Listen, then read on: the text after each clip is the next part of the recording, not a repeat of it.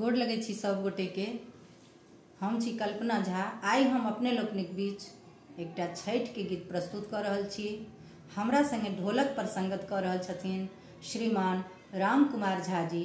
आशा करैत छी जे अपने लोकन के गीत नीक लागत। जब नीक लागे तब प्रतिक्रिया जरूर देव। जय छठी मैया।